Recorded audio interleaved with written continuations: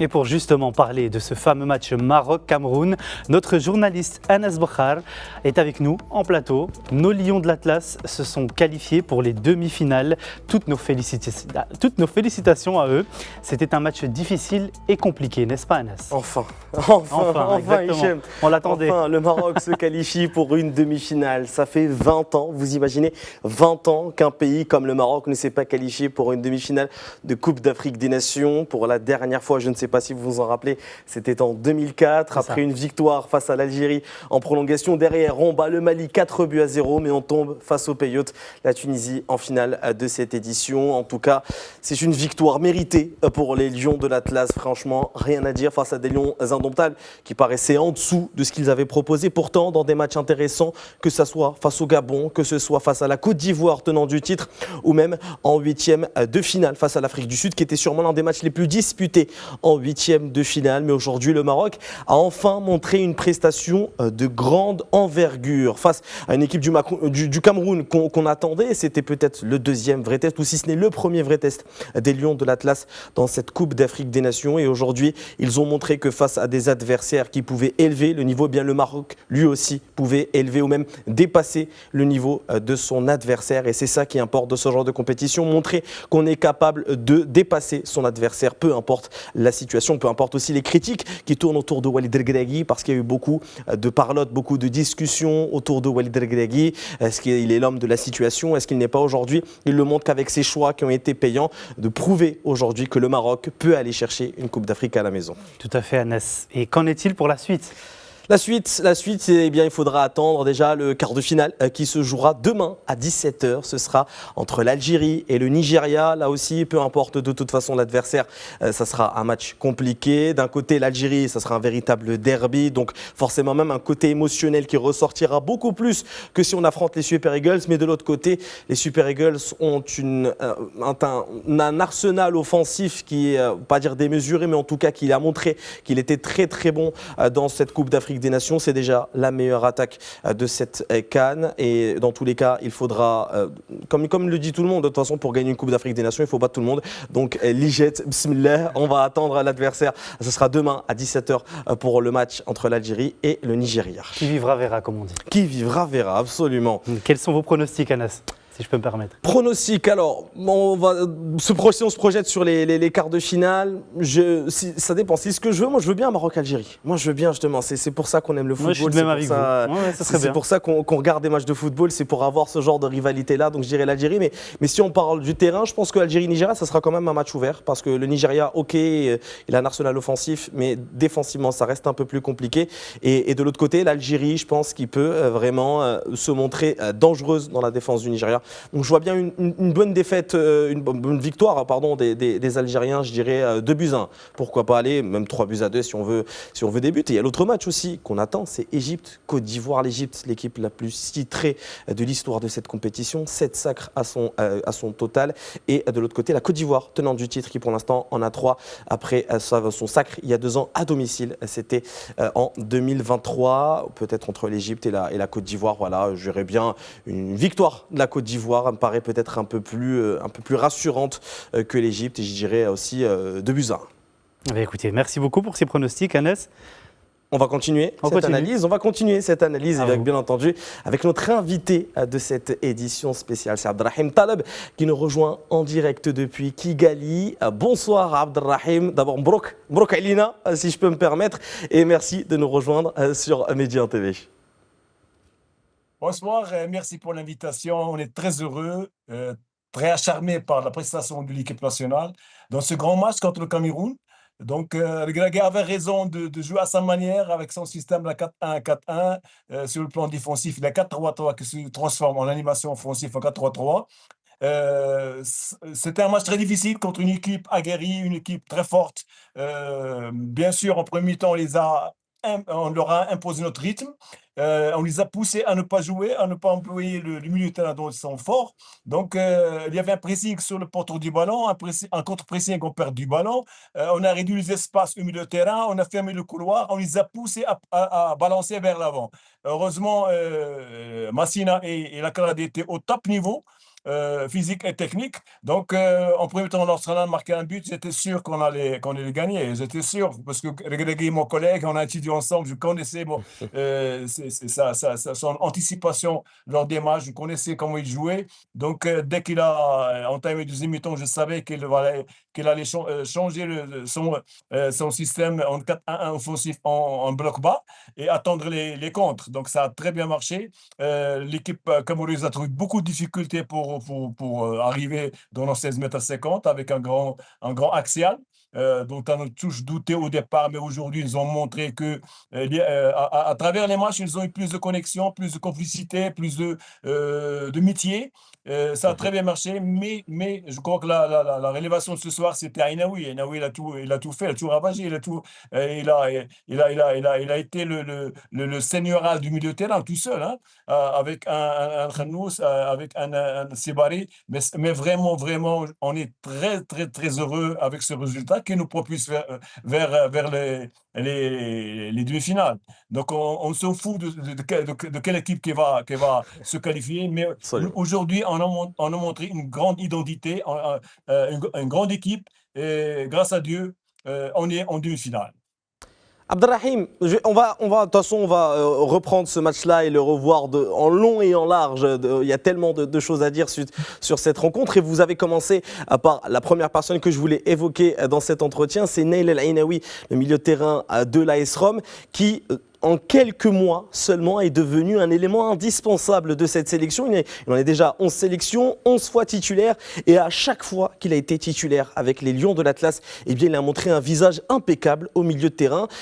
Parlez-nous un peu au moins de sa prestation d'aujourd'hui, ce qu'il a apporté dans l'équilibre au milieu de terrain de cette sélection. Vous savez, moi, en tant qu'encadreur, avec beaucoup d'expérience et toute modestie, la différence entre un joueur local et un joueur qui vient de l'Europe, c'est la formation. C'est un joueur qui était formé dans des grands clubs, maintenant il joue à AS Rome. Donc, on n'a pas besoin de lui montrer ses rôles lors d'un match. Mais c'est par intuition, par expérience aussi. Donc, il faut seulement lui montrer le chemin à faire. Donc aujourd'hui, il était seigneurial au milieu de terrain. Il a remplacé d'une bonne manière Mrabat. La seule différence qu'il y a entre les deux, c'est lui, dès la récupération du ballon, c'est la relance. C'est la relance. Donc vraiment, il était au top niveau. Il a gagné tous les duels, même le jeu de tête. Il a fait la couverture sur les airs latéraux parce qu'avec un 4-1, lorsque les deux milieux offensifs montent, Sibari et Hainou, et l'autre milieu de terrain offensif, Akhnous, Khanous. donc, ou un arrêt latéral droit ou gauchement, il part carrément pour la couverture. Et il a très très bien joué.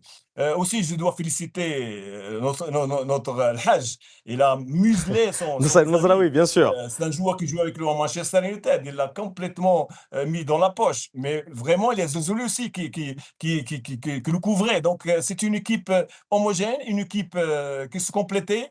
Il y avait beaucoup de relations, beaucoup de complicité sur le plan offensif, sur le plan défensif. Il y a cette animation offensive dès la récupération du ballon, et la transition aussi. Et on perd du ballon, on revient dans l'axe, au milieu de terrain. Donc, Regragui a poursuivi la méthode la meilleure manière de défendre, c'est au-delà de la ligne médiane. Et dès qu'on récupère le ballon, c'est là où on attaque. C'est ce qu'on a vu. Donc, vraiment, le premier défenseur, c'était Kaby. Après, c'est Nsere. Donc, Regragui a nous fait gagner ce match tactiquement, et il a donné une leçon à tous les chroniqueurs qui ont douté de ses capacités et de l'équipe nationale. C'est pour ça, moi, j'ai toujours dit que il ne faut pas avancer des critiques négatives. C'est une équipe en reconstitution, donc il faut les pousser vers l'avant, il faut être positif, et si on a des critiques, c'est à la fin. Maintenant, on doit jouer notre rôle. Aussi, comme je ne dois pas oublier le joueur numéro 12, c'est le public. Il a scandé les noms des joueurs, il a félicité, il a poussé vers l'avant. Donc, vraiment, tout le monde a joué son rôle aujourd'hui. Et merci pour le Grégui. Vous avez parlé du 12e homme, le public. C'est vrai que pendant un certain temps, on l'attendait peut-être un peu plus bruyant dans les terrains. Aujourd'hui, il a été bien présent. Pourtant, on pouvait s'attendre à ce que ce soit une pression supplémentaire sur les épaules des Lions de l'Atlas, notamment après quelques prestations où ça a été compliqué. On a entendu des sifflets de la part des supporters. Achraf Hakimi lui-même, Walid El Ghelaghi ont demandé à ne pas siffler la sélection. Aujourd'hui, le public a signé une partition parfaite et on va parler forcément des joueurs qui brillent sous ce soutien populaire, à commencer par le numéro 10. On a parlé du numéro 12, je veux parler du numéro 10. Brahim Diaz, 5 buts en 5 matchs. Aucun joueur n'a jamais fait ça avec la sélection marocaine. C'est le meilleur buteur d'ailleurs sur une seule édition de Coupe d'Afrique des Nations avec la sélection marocaine. Comment il a réussi à être aussi indispensable, lui aussi, sur ces quelques mois, quelques années, puisque ça fait très peu de temps qu'il est en sélection? Je crois que chaque entraîneur a un choix qu'on doit tous respecter. Moi, je suis coach, donc je connais. Donc, moi, je choisis les joueurs qui me conviennent sur le plan mental, sur le plan physique, sur le plan technico-tactique, sur le plan vestiaire aussi. Donc, lui, il était sûr que ces joueurs vont mener au minimum demi-finale. Donc, il a su intégrer des jeunes joueurs, des nouveaux joueurs comme Brahim Diaz. Et on doit savoir aussi qu'un coach, c'est pas seulement la préparation physique, c'est pas l'amélioration technique, c'est pas les systèmes, c'est la communication. Il doit jouer aussi le rôle de leadership, un, et deux, d'un coach mental. Donc, il a des réunions individuelles avec ses joueurs, et puis des réunions tactiques, des réunions collectives. Et c'est là où il doit réunir tout le groupe en lui imposant la solidarité de l'équipe, c'est-à-dire du groupe. Donc voilà, donc Diaz est venu, il a trouvé une atmosphère saine, et là, on l'a bien accueilli. Il a choisi d'être marocain, de porter les couleurs nationales, et maintenant il ne regrette pas. Bien qu'il n'a pas joué au Real, maintenant il a donné une leçon au Real, maintenant beaucoup de clubs le cherchent. Donc le fait de venir en équipe nationale, d'abord c'est pour s'intégrer dans une nation qui appartient à ses parents. Et puis là, il expose ses capacités et ben voilà, il défend. Maintenant, il est premier buteur. Et ça, tout le monde maintenant l'appelle, enfin, on l'appelle Messi. Donc, c'est un bon point positif pour lui et aussi pour l'équipe nationale. Donc, le groupe, il est sain, le groupe, il est solidaire, comme on voit sur le bon touche. Mais notre petit problème qu'on doit éviter, c'est les critiques négatives. Bon, voilà, il faut faire confiance toujours au coach. On ne peut pas jouer le rôle d'un entraîneur. C'est lui, et avec tous ses plans, son savoir-faire, et puis son histoire en tant que joueur, et puis en tant que coach, c'est lui qui doit gérer toute une équipe d'une trentaine de joueurs. Donc, il faut qu'on ait cette main dans la main pour pousser cette équipe, Inch'Allah, à gagner cette coupe qui nous a manqué depuis 50 ans. Ouais, c'est en tout cas tout ce qu'on espère dans ces prochains jours. On aura la réponse le 18 janvier. Parlons aussi de cette équipe marocaine face à une équipe du Cameroun. Je ne sais pas si vous l'avez senti, mais en tout cas déjà avant la rencontre, on s'attendait peut-être à une équipe camerounaise assez solide, assez dangereuse. On parlait beaucoup du Cameroun. Aujourd'hui, est-ce qu'il nous a déçus? Est-ce que c'est plutôt le plan du Maroc qui a totalement déjoué les plans de la sélection de David Pagou? On a l'impression que le Cameroun, c'était 2 classes au-dessus des Lions de l'Atlas ce soir. Vous savez, l'équipe du Cameroun, c'est une équipe neuve. Il a été, soi-disant, c'est Eto'o qui est allé chercher des joueurs à droite, à gauche. Il voulait créer un projet futur après l'élimination de la Coupe du Monde. Et puis, il a écarté le coach, il a enlevé tous les stars, enfin les vieux. Pour lui, c'était un oubli qui ne laissait pas l'équipe nationale aller vers l'avant. Donc, pour lui, cette équipe, elle avait double motivation. Motivation intrinsèque pour jouer la Coupe d'Afrique, pourquoi pas ne pas la gagner. Et puis la deuxième, c'est prouver à tout le monde qu'on est là, qu'on devrait être dans cette équipe nationale depuis fort longtemps. Donc, c'est une équipe très motivée qui a joué avec nous. Il a fait les éliminatoires, il a marqué 6 buts, attention. Et puis, il a encaissé, je pense, 3. Donc, cette équipe-là, c'est une équipe difficile à jouer. Mais on l'a gagné tactiquement. Pourquoi? Parce que cette équipe, elle a une attaque placée qui part de l'arrière, et puis c'est le milieu de terrain qui fait la transition pour aller chercher l'attaque. Donc le fait de les pousser, de les soi-disant presser haut, parce que nous, on connaît le pressing. Le pressing, c'est qu'avec quand il part chez un joueur, il le pousse à jouer là où il veut, là où il est le deuxième pressing. Donc, c'était un pressing latéral à droite, à gauche. On les poussait à ne pas jouer, à ne pas jouer cette attaque passée dont ils sont forts. Donc, et on a bloqué le milieu de terrain et puis on a fermé le couloir, c'est-à-dire avec un glissement côté ballon. C'est pour ça que la première mi-temps, on a vu une très faible équipe camerounaise parce qu'ils n'avaient pas le moyen de monopoliser le milieu de terrain et de jouer au dos de nos défenseurs. Donc voilà, c'est pour ça. Mais en deuxième mi-temps, je sais que le Gragui, comme il a dit toujours, avec le grand terme, si je gagne, je gagne sept. Donc il a fermé le jeu, il a laissé la moitié de terrain à l'équipe adverse, il est revenu en arrière avec un bloc bas et tout en cherchant à jouer les contres. Mais il a raison, parce que c'est ce genre de match, ça se joue pas, mais ça se gagne. Donc, le fait de revenir en arrière avec un 4-1, en réduisant les espaces au milieu de terrain, en fermant les couloirs et en pressant sur chaque porteur du ballon. Donc, on a pu marquer le deuxième but et fermer fait le jeu jusqu'au sifflet final. Mais si on avait laissé et on a joué un jeu ouvert, on aurait eu beaucoup de problèmes avec cette équipe de Cameroun. Maintenant, le prochain match qui attend la sélection marocaine, c'est soit l'Algérie, soit le Nigeria. Et moi, comme j'aime bien le dire, de toute façon, pour gagner une Coupe d'Afrique des Nations, peu importe l'adversaire, ramenez qui vous voulez, et on gagnera et on ira chercher cette Coupe d'Afrique des Nations. Est-ce que vous, en tant qu'entraîneur, si vous étiez sélectionneur du Maroc, est-ce que vous auriez une préférence peut-être de jouer soit les Fennecs ou soit les Super Eagles ? Vous savez, un match sera difficile aussi entre les Algériens et les Nigérians, mais je pense, en tant que coach, j'aurais préféré l'Algérie. Pourquoi? Parce que c'est une équipe qui va jouer sur. C'est plus technique que physique. Notre problème, nous, les Marocains, c'est lorsqu'il y a une équipe en face où il y a un engagement physique. C'est des joueurs qui cherchent les duels, des joueurs les balles aériennes. Heureusement, Léo Massena et le cadre étaient au top. Donc, moi, j'aurais préféré l'Algérie. C'est comme ça, on leur donnera une leçon qu'ils méritent. Mais j'espère, Inch'Allah, que n'importe quelle équipe, on est maintenant aussi motivé pour aller au final. Et l'équipe, elle est au top niveau et la victoire cherche la victoire. Donc, on est submotivé, on a cette motivation interne pour arriver à ce que nos équipes nationales depuis 1976 n'ont pas atteint. Donc, à part avec Zaki en 2004, je pense, en Tunisie, à la finale. Mais nous, avec cette équipe, avec cette rage de vaincre, avec cette motivation, avec cette équipe pétrie de qualité individuelle et collective, je pense n'importe quelle équipe, Inch'Allah, on la gagnera en demi-finale. Et comme on a dit aussi, de toute façon, l'Ijed Bismillah, comme dirait Walid El-Greghi, c'est son mot d'ordre. De toute façon, il le sait. Un mot d'ailleurs sur les sélectionneurs des Lions de l'Atlas, beaucoup décriés. On le rappelle depuis plusieurs semaines, ses choix, sa tactique. On ne sait pas vraiment ce qu'on veut voir. Les Marocains veulent voir du beau jeu. Lui, il essaie de ramener des résultats. Comment, en tant qu'entraîneur comme Walid El-Greghi, on peut rester hermétique aux critiques et faire son travail malgré tout peut-être le bruit qu'il peut y avoir autour de soi?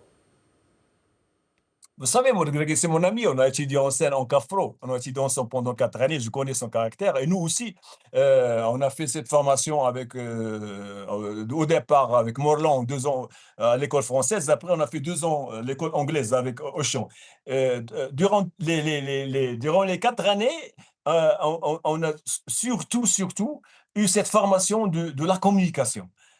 Parce que nous, on n'a pas à apprendre sur le plan physique, technique, mais sur le lien qui nous lie avec les joueurs, avec les liens avec le public, avec les mass médias. Donc, on est sorti avec des idées différentes que les coachs en mettant. C'est-à-dire que il faut gérer diplomatiquement l'extérieur et éloigner des joueurs des problèmes qui vont gêner le déroulement positif du groupe. Donc voilà, Greggy a travaillé comme ça. Il a supporté tous les critiques, puis tous les problèmes aux mass médias, mais il a su garder son groupe sain, garder le groupe un peu loin des critiques. Il y a même des gens qui ont demandé son départ, en oubliant que c'est interdit parce que la CAF interdit le changement du coach durant la compétition, sauf avec l'adjoint, mais c'était pas possible. possible. Donc, même on a critiqué certains joueurs qui ont disparu parce que finalement, un joueur, lorsqu'on le critique, il est dépassé, il ne peut plus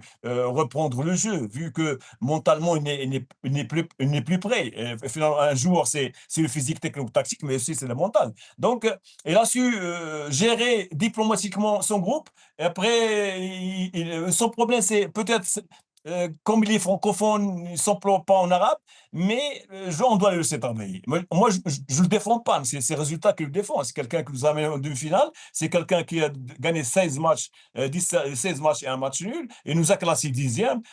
En Coupe d'Afrique, on a commencé, la Coupe d'Afrique, il faut gagner, il ne faut pas chercher la manière. D'abord, la qualification. Donc, il fallait être de son côté, être aux côtés aussi des joueurs et pousser vers l'avant. Et maintenant, c'est l'occasion jamais de regretter ce qu'on a fait au début. Maintenant, tout le monde doit être derrière lui et pousser l'équipe, Inch'Allah, au prochain match et pourquoi pas jusqu'à la finale. Les victoires, c'est pour tout le monde. Il faut être fier d'un coach national marocain qui gère le groupe. Et on est fier aussi de ces joueurs qui viennent de l'Europe pour porter le maillot national. Donc il faut vraiment être diplomate dans nos réactions, patient aussi, et surtout, on doit respecter le coach et les joueurs. Abdelrahim, vous serez derrière Walid Regragui, je serai derrière Walid Regragui, Hichem également sera derrière Walid Regragui, on l'espère en tout cas, vous restez avec nous. On va continuer à parler de cette qualification pour les demi-finales de la Coupe d'Afrique des Nations, mais avant ça, je vous rends la main, Hichem. Merci beaucoup, Anas.